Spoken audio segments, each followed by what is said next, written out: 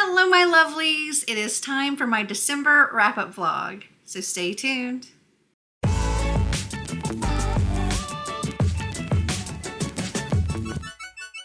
So it's like 11:56 p.m. on December 1st, and I have completed 2 books today. So the first one I completed was Project Hail Mary. I did start this last month, but finished it today. I had gotten about 2/3 of the way through and then got the last third today. So this is such a cute little sci-fi. The world is in danger because this thing is draining heat from the sun, which is causing problems on Earth. And if they don't figure out how to stop it, it's gonna wipe out like more than half of the world's population within the next 20 years.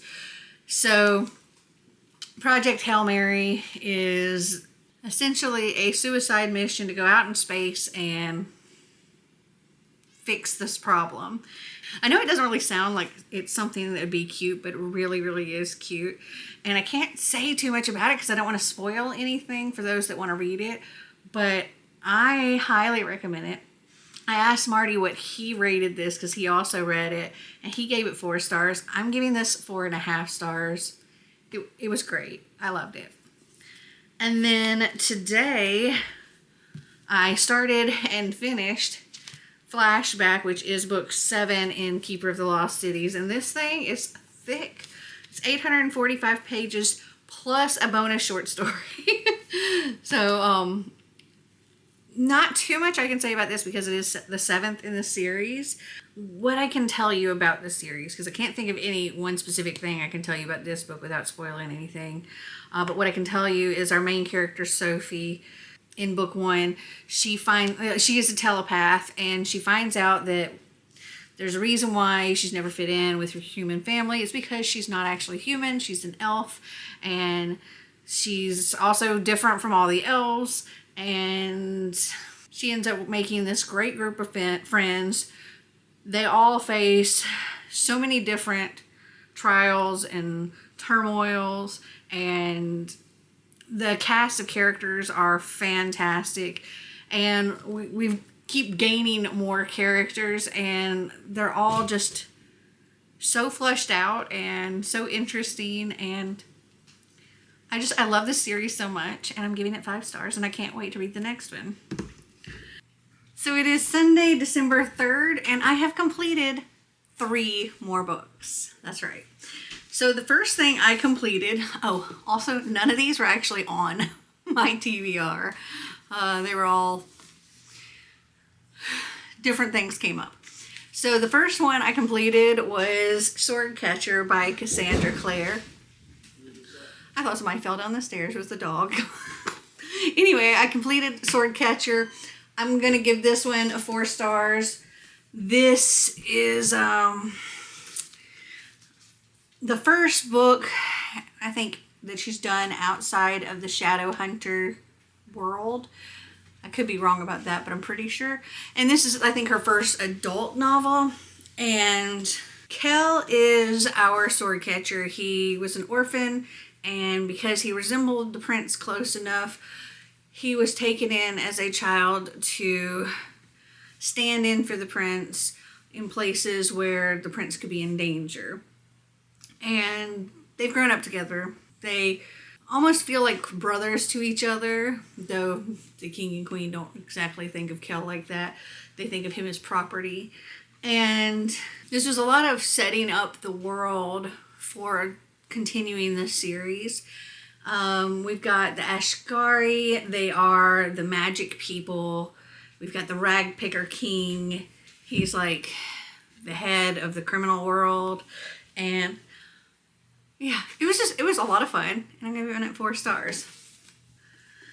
The next thing I finished was a Once Upon a Book Club book that just came yesterday, and this was One Puzzling Afternoon by Emily Critchley.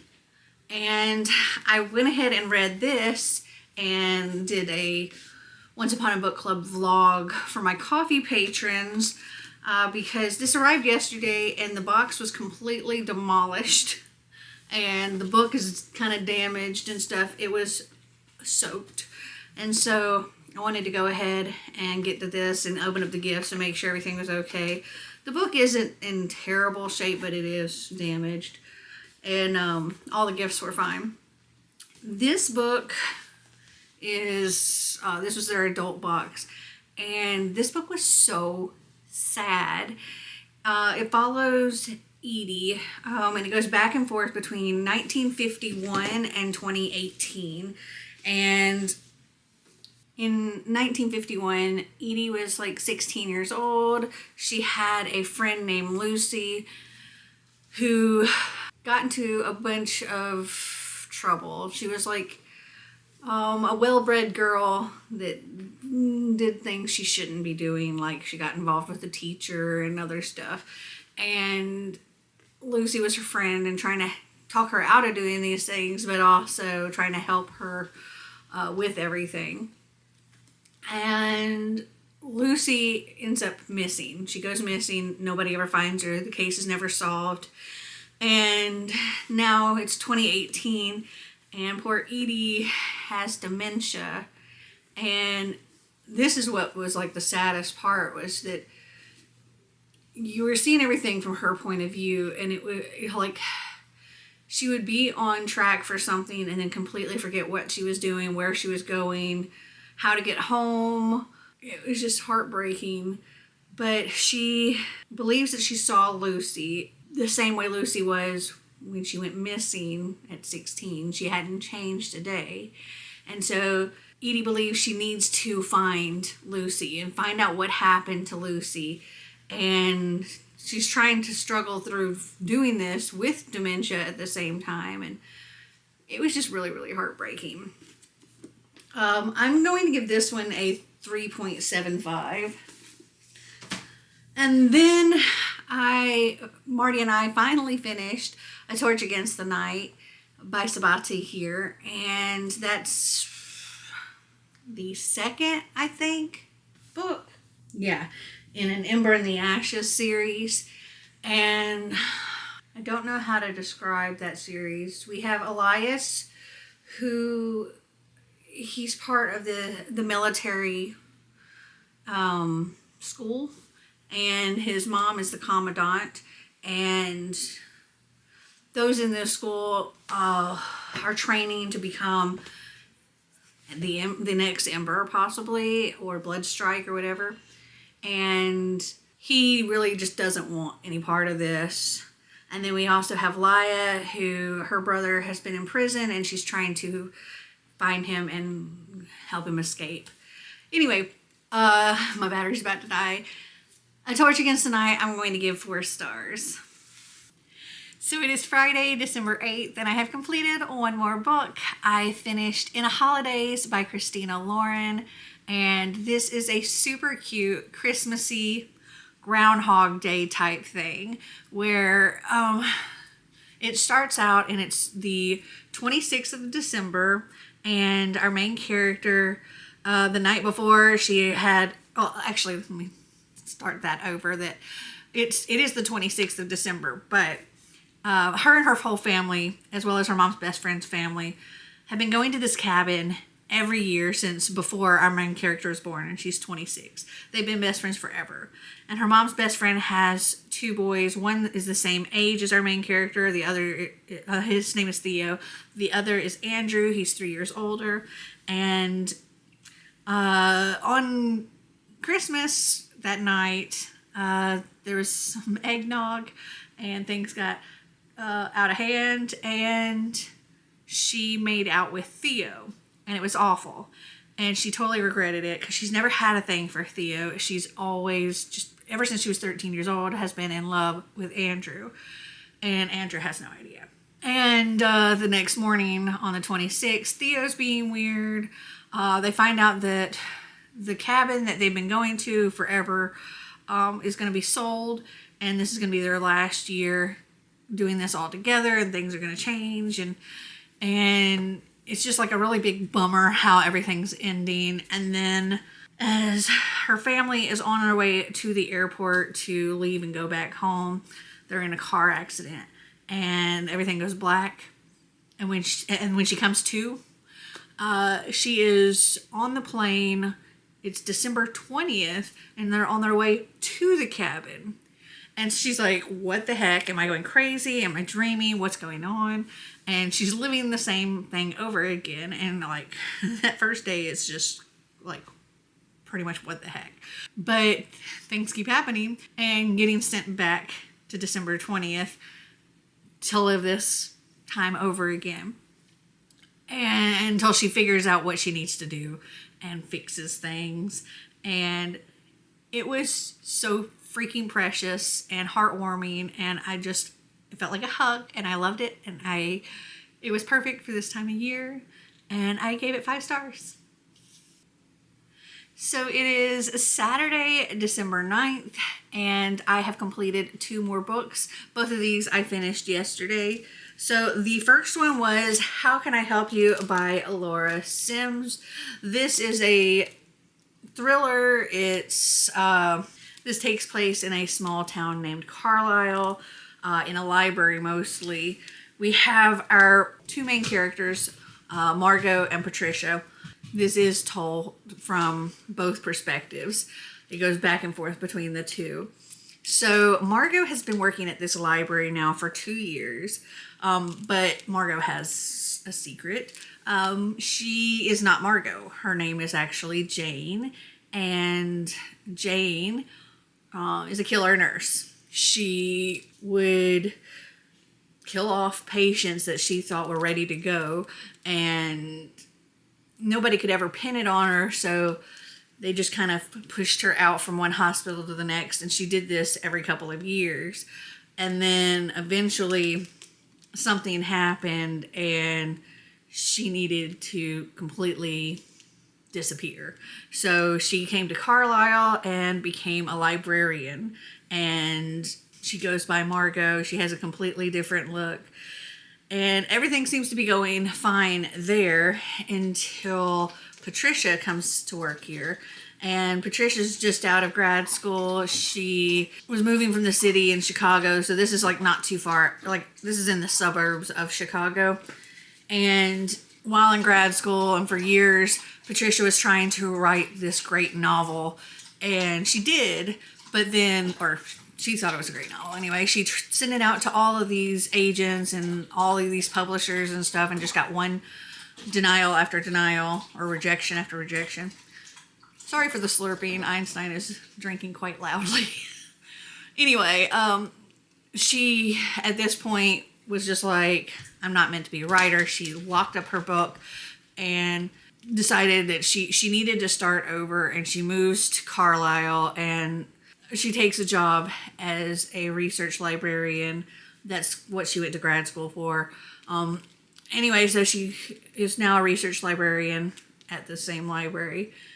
And things with Margot spark an interest in her, and she starts very closely observing Margot and starts writing again. And this was really good, and I give it 4 stars. Then I listened to the audiobook of The Merciless by Danielle Vega, and I'm going to give this one 3 stars. It was just okay. I probably won't continue with the series. In fact, I'll probably unhaul the whole series to Xander. But this follows, we have a new girl that moves to town. The popular girls befriend her. They're all like kind of religious. And then they get her help with this girl that used to be one of them, but now they say she's evil and they need to save her. And the queen bee, she kidnaps this other girl, and they are performing an exorcism on her, but essentially they're torturing her. And that's pretty much the gist of the book. Like I said, I don't think I'll continue, but it was fine, and I'm giving it 3. So it is Sunday, December 10th, and I have completed 3 more books. So the first book is Thisby Thief Soup and the Black Mountain by Zach Gorman. This one is super cute. I gave it 3.75. Thisbe is a 12-year-old girl who is an orphan, and she was dropped off at the Black Mountain, and the people there have like taken her in. She is a caretaker for the Black Mountain and all the creatures that live within it. And essentially, the Black Mountain is like this really dangerous place with all these dangerous creatures that adventurers like to come to for glory and fame and, you know, showing how brave they are and fighting these monsters and finding treasure, though many don't make it out of the Black Mountain. But Thisbe's job, she knows all these creatures. She knows how to handle them all. She's grown up with them, and she's the caretaker. So that's her job. And she's very, very good at it. She knows the Black Mountain like the back of her hand. And it is time for the royals to come and pay an inspection. And something happens, and the prince disappears, and she's got to help guide the princess around to try to find what happened to the prince. And this was very cute. This is the first book in a series. I don't think I'll continue the series because I think it left off in a good spot. So I'm just going to go with this because I don't have any more in the series. But yeah, I give this 3.75. Now when I say I completed 3, that's the only one I fully read. The next 2 I read a little over a chapter and then DNF'd them. So the first one was The Whispers by Greg Howard. I don't know that there's anything wrong with this. It just wasn't for me. This is middle grade, but to me it read more like children's. It's low in middle grade. It's written very basic. So I think that this is good for younger middle grade, possibly children's. But it just wasn't for me. So I DNF'd this one. And then the next one was So Much Closer by Suzanne Colasanti. This one was just cringe. Like, I don't recommend this. This I would recommend to kids. This I wouldn't recommend to anybody. And I understand why I paid 49 cents for this at Ollie's. And I probably even got it cheaper than that. Because I probably used a 15% off coupon. So this is like a girl that's obsessed with this guy, and she's like, you know, we're meant to be together, and yada yada yada. Does he even know she exists? No. Yeah, this I couldn't get into the writing. It was just very cringe. It was the only word for it. So it is Monday, December 11th, and I completed one more book. I finished this yesterday, and that was Sublime by Christina Lauren. I was rather enjoying this until, like, right here, or maybe even farther back. Pretty much the end.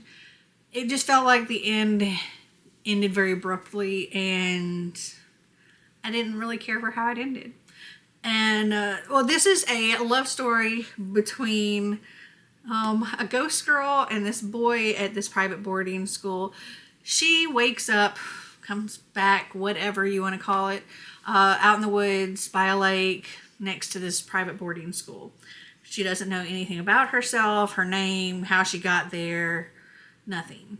Other people can see her, but most don't really acknowledge her, except for this boy, and there's a couple others that do acknowledge her and talk to her if, like, she's brought to, like, their attention. But this school is known for having walkers, these ghosts that come back from time to time for one reason or another. And she believes that she's come back because of this boy, and it's a love story between them. And yeah, I'm just giving this one 3 stars. So it is Tuesday, December 12th, and I've completed one more book. Last night I finished After the End by Amy Plum. I'm going to give this one a 3.75. This is sort of a post-apocalyptic for part of it, but not really. So our main character, Juno, she was born and raised in a small village in the wilderness of Alaska. And she was raised to believe that in 1983, we had World War III, and there were some of the few survivors remaining. And they lived with no electricity. They lived in yurts. They had like certain beliefs and all of that. But then one day when she was out hunting, when she came back, all of her clan was missing. The village had been kind of ransacked, and she went out hunting for them, or not hunting for them, but she went out looking for them. And also no cars or anything like that. They just used dog sleds. Anyway, she makes her way all the way to Anchorage and realizes, oh my gosh, there's this city and these people, and like people aren't acting like this is strange. And she realizes that the World War III never happened, and she'd been lied to, and she still has to go and find her clan and see what happened to them and why they were taken and all of that. I believe this is a duology. This is the first book. I definitely want to read the second one. I'm very interested. But yeah, give this a 3.75. So it is December 21st, and I have completed 2 more books. So let's see. On the 19th, I finished Somewhere Only We Know by Maureen Gu, and I'm going to give that one 4 stars. It follows this K-pop star named Lucky, who she is feeling a little bit jaded. She once upon a time loved what she did and found so much joy in it, but now it's not the same. And one night at the end of a 15-city tour, before she heads off to the U.S. For her big crossover, she sneaks out of her hotel to find a burger because like she's only being fed like rabbit food and she really wants a burger. And so she sneaks out and she ends up running into this boy, and turns out this boy just happens to be a paparazzi, but he doesn't know who she is right away, and he also never tells her what he does. And he once he figures out who she is, he hatches this plan to make a story out of it and get his big break. And of course, things are super cute, but also super complicated. And it was a lot of fun, and I gave it 4 stars. And then yesterday, I finished Iron Flame by Rebecca Yarros, and I love it. Love it, love it, love it. It's the sequel to Fourth Wing. I give it 5 stars, without a doubt. I need the next one, like right now. I don't know what I can tell you about Iron Flame other than it's the sequel to Fourth Wing. And Fourth Wing is like dragon riders and a war college and all of that. And it's so freaking good, and I highly recommend it. But yeah, 5 stars. So it is January 1st, 2024. Oh my goodness, a brand new year. And to finish off 2023, I have completed 2 more books. So I believe it was on December 28th, I completed The Darkest Star by Jennifer L. Armentrout. This is the first in the Origin series. And if you haven't read the Lux series, you definitely need to read that before reading the Origin series, because this is a spin-off of that. So we are still in this world where aliens are a thing. Origins are the result of a Lux, which is from the series Lux, a Lux and a human having a child. And Origins have significantly stronger abilities, though a lot of Origins didn't really make it. There's not a lot out there because most of them, well, a lot of them didn't survive. And not a human, but like sort of a human. It's like a Luxan and a human hybrid where the human has been healed or something by the Luxan, and their genetics mutated. Anyway, them having a child makes an Origin. Anyway, the Origins are like stronger and a lot of other things that the Luxon are not. Some Origins didn't end up making it. They kind of like went crazy or whatever. Other Origins were essentially put down because one bad thing or another. So there's not a lot of them. And there's also this fun, like, hate to love romance in there. And it's really, really cute. And I very much enjoyed it. And I give it 4 stars. So the final book that I read for 2023, and I finished this last night, that was Find Him Where You Left Him Dead by Kristen Simmons. This was the group book for Mary Bookmas, and if you haven't seen, I'm sure the live show for Kristen is already up, so I'll link that up here for you to go check out. This was a lot of fun. So this is Japanese mythology meets Jumanji, very deadly, dangerous kind of game, where 4 years ago, 5 kids went into a cave and they started this game, but only 4 came out. And they believe that the 5th one was dead in there. But now 4 years later, they're visited by like a ghost or something. Kind of looks like a 4-year-older Ian, the one that was left behind. And he's telling them they need to go and finish the game. Or bad thing. It has to be finished before dawn. And so they find themselves all back together. They haven't really talked to any of the other 4, haven't talked to each other in 4 years. But now they've all been brought back together and they find themselves back in this very dangerous game. And they're having to figure out all these puzzles and how to achieve each goal in order to complete this game and survive at the same time. And there's also a very diverse cast of characters. So we have Maddie, who is a swim team girl, also kind of a little bit of a scaredy cat. She's also biracial. She is half black, half white, I believe. And she's this kid that's always having to like pretty much be perfect. And she'll get in trouble for things at school that other people would be able to get away with and things like that because she is black. And then we have Emerson, who once upon a time was very good with school and on the swim team and all that. But now after everything that happened, she has dropped out of school. She shaved her head. She doesn't do swim team or much of anything. She just plays video games. And she is also like figuring out her sexuality. It doesn't say specifically what she is. I think she's still trying to figure it out, whether she's like ace or what. But she is she doesn't like the physical touch and stuff, but she kind of like wishes she did and wishes she could experience that kind of feelings and stuff. And then we have Dax, who kind of seems like the rebel guy, the nothing gets under his skin, plays guitar at coffee shops kind of guy. And then there's Owen. He's also biracial and he's queer, and I think he's like half Japanese.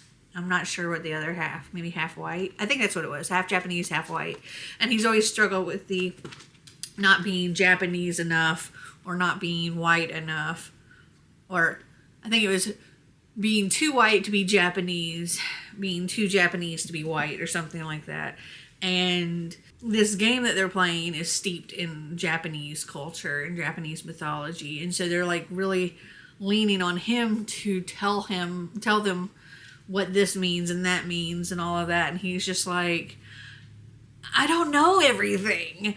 And he seems to be the most affected emotionally by the friend being gone, because the boy Ian that didn't come back, the one that's visiting them and telling them to finish the game, Owen had like fallen for this boy, and he really, really wants him back.